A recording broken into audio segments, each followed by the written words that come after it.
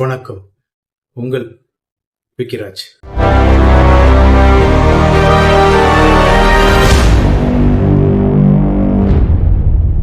ஜனநாயகன் படம். ஜனநாயகன் படத்தை பத்தி குறிப்பா சொல்லி ஆகணுங்க. அதாவது ஜனநாயகன் படமானது ஜனவரி 9 குறிப்பா உலக அளவுல ரிலீஸ் ஆக போகுது அப்படின்றத எல்லாருக்குமே தெரிஞ்ச விஷயம் தான். ஆனா இப்போ அந்த படத்தை உண்மையாவே வெளிவராத அளவுக்கு அந்த படத்துல சில சர்ச்சையான காட்சியெல்லாம் இருக்குது அப்படின்றதுனால சென்சார் போர்டால அதை தாமதப்படுத்தி இருந்தாங்க. இப்ப என்னன்னு பாத்தீங்கன்னா கடைசி ஒரு வார காலமாகவே ஜனநாயகன் படத்தை திரைக்கு வெளிவரத்துக்கு முன்னாடியே ஆங்காங்கே அவங்க செல்போன்ல படம் பிடிச்ச மாதிரி செல்போன்ல 5 நிமிஷம் சீனு, 1/4 சீனு, 20 நிமிஷம் சீனு அதெல்லாம் போக இருக்க படத்தை ஃபுல்லாவே வெளியிட்டு இருக்காங்க.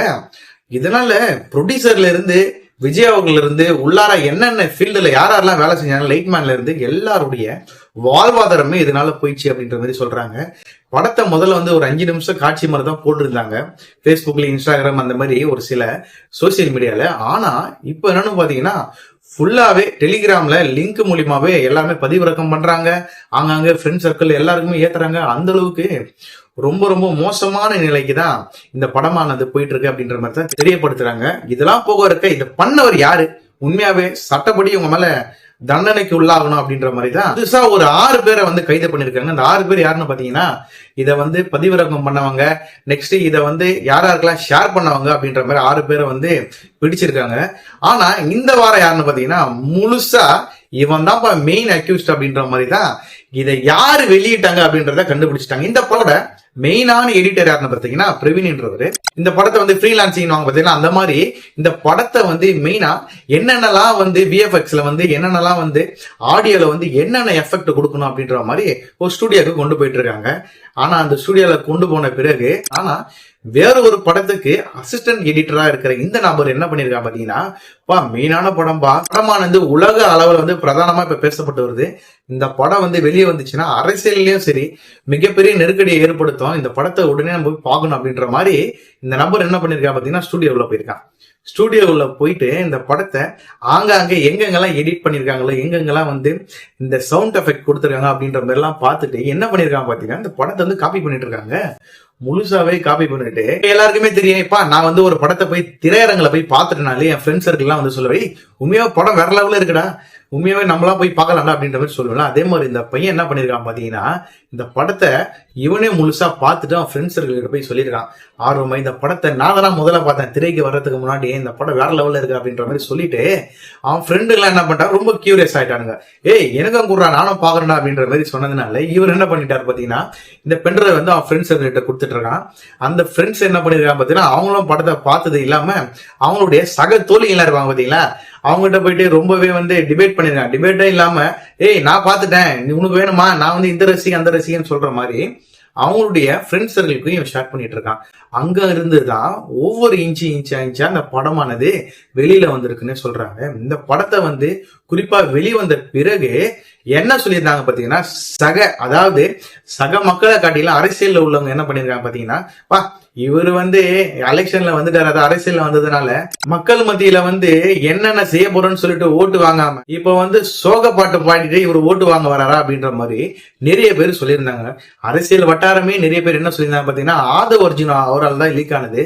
இந்த படம் வெளியே வந்ததுனால பாத்தீங்களா என்னுடைய படத்தை டிஎம்கே வெளியிட்டாங்க, அதனால மக்கள் மத்தியில மிகப்பெரிய தாக்கத்தை ஏற்படுத்தி ஓட்டு வாங்கலாம் அப்படின்ற மாதிரி இவங்களுக்கு எதிராக இருக்காங்க பாத்தீங்களா அரசியல்வாதிகள், அவங்க எல்லாருமே பேசியிருந்தாங்க. அதாவது டிவிகேல உள்ளவங்க என்ன பண்ணிருந்தாங்க பாத்தீங்கன்னா குறிப்பா யாரை பத்தி பேசினாங்க பாத்தீங்கன்னா சென்சார் போர்டை பத்தி பேசியிருந்தாங்க. ஆனா சென்சார் போர்டு கிட்ட இருந்து மிகப்பெரிய தகவல் என்ன சொல்லியிருந்தாங்க பாத்தீங்கன்னா, நாங்க லாஸ்ட் மந்த் இந்த படத்தோட காப்பியை ஹேண்ட் ஓவர் பண்ணிட்டோம், அதுக்கும் இல்லாம இந்த படத்துல வேற லெவல்ல பாஸ்வேர்ட் எல்லாம் போட்டிருக்காங்க, இதை யாராலையும் மிஸ்யூஸ் பண்ண முடியாது, இந்த படத்துல இல்ல ப்ரொடியூசர் மட்டும்தான் இந்த படத்தை அவர் மட்டும் தான் பாக்குற அளவு இருக்கும், இந்த படத்தை மிஸ்யூஸ் பண்ண முடியாது அப்படின்ற மாதிரி சொல்லியிருந்தாங்க. ஆனா இந்த படத்தை எப்படி கண்டுபிடிச்சாங்க பாத்தீங்கன்னா, எப்படி வெளியானது ஐபி அட்ரஸ் மூலியமா கண்டுபிடிச்சிருக்காங்க. அதுவும் இந்த ஸ்டுடியோல தான் கடைசியா போச்சு, அங்கிருந்தா லீக் ஆயிருக்கணும் அப்படின்ற மாதிரி சொல்லிதான் 2 தனிப்படைகளை அமைத்து தான் இந்த படத்தை வெளியே வந்ததை குறிப்பா கண்டுபிடிச்சிருக்காங்க. அவனையும் பிடிச்சு சிறைசாலையிலே அடைச்சிருக்காங்கன்னு சொல்லப்படுது. இதெல்லாம் போக இருக்க இப்ப என்னன்னு பாத்தீங்கன்னா, விஜய் அவர்கள் வந்து இந்த படத்தின் வாயிலாகவே மிகப்பெரிய நஷ்டத்தை வந்து அவருக்கு ஏற்பட்டிருக்கு அப்படின்ற மாதிரி சொல்றாங்க. அதனால விஜய் அவர்கள் வந்து மீண்டும் கடைசி படம் ஜனநாயகன் படத்தை சொல்லியிருந்தாங்க. ஆனா மீண்டும் இன்னொரு படத்தை இந்த தயாரிப்பாளருக்கு இவர் வந்து ஹெல்ப் பண்ண போறதா பேசப்பட்டு வருது. ஆனா இப்போ செல்லம் அப்படின்னு சொல்லுவார் பாத்தீங்கன்னா நம்ம பிரகாஷ்ராஜ் அவர்கள், அவர் என்ன பண்ணியிருந்தார் பாத்தீங்கன்னா, விஜய் அவர்களுக்கு கில்லி படத்துல இருந்து இவர் மிகப்பெரிய வில்லனாவே இருந்துட்டு வந்திருக்காரு. ஆனா நடிகர்களுக்குள்ளார இவங்க ரெண்டு பேருமே ரொம்ப நெருக்கமானவங்க அப்படின்ற மாதிரி தான் எல்லாராலும் பேசப்பட்டு வருது.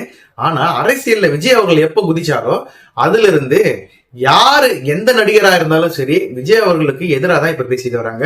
அதுவும் இன்க்ளூடிங் பிரகாஷ்ராஜ் சிபிஐ இருக்காங்க பாத்தீங்களா, அவங்களுக்கு ஆதரவா பிரகாஷ்ராஜ் அவர்கள் வந்து இப்ப வந்து பிரச்சாரத்தை மேற்கொண்டிருக்காரு. அந்த பிரச்சாரத்துல என்ன பேசியிருந்தாரு பாத்தீங்கன்னா, குறிப்பா விஜய் அவர்களை தாக்கி தான் பேசியிருந்தாரு. விஜய் அவர்களையும் சரி ஏடிஎம்கே அவர்களையும் சரி எப்பயுமே பிரகாஷ்ராஜ் அவர்கள் வந்து பேச்சியா வந்து நின்று இருந்தாரு கர்நாடகால.